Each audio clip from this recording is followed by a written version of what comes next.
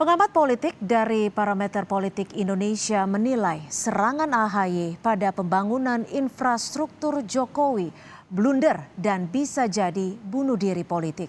AHY diminta berhati-hati karena pembangunan infrastruktur jadi penopang terbesar kinerja Jokowi.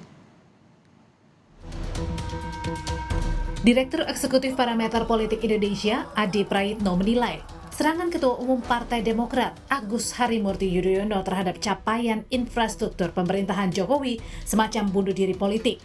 Adi bilang, perlu hati-hati bagi Demokrat jika ingin kritik Jokowi, karena infrastruktur adalah hal yang jadi kebanggaan pemerintahan Jokowi. Kalau kita melihat backbone dari tingkat kepuasan publik yang tidak tergantikan dari Jokowi adalah pembangunan infrastruktur dan bantuan sosial yang secara reguler itu diberikan.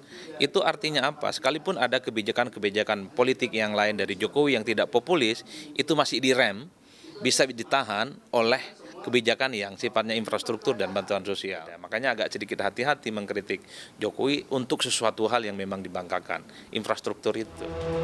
Sebelumnya, dalam rapat pimpinan nasional Partai Demokrat pekan lalu, Ketua Umum Demokrat Agus Harimurti Yudhoyono menyinggung pemerintahan Jokowi yang tidak berterima kasih pada SBY karena telah memulai pembangunan infrastruktur.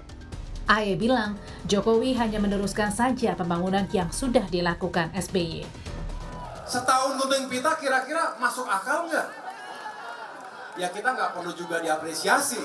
Tetapi jangan mengatakan ini kehebatan kita 1 tahun gunting pita. Itu namanya claiming sesuatu yang ya saya kadang-kadang juga speechless juga mengatakannya.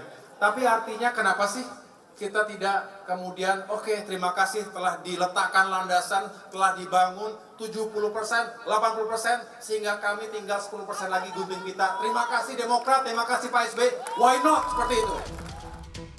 Infrastruktur jadi salah satu poin yang dibahas Partai Demokrat dalam Rapimnas. Selain kenaikan harga BBM, juga kebebasan berpendapat. Dan Lembaga Parameter Politik Indonesia menilai infrastruktur jadi penopang kepuasan publik terhadap pemerintahan Jokowi. Tim Liputan, Kompas TV.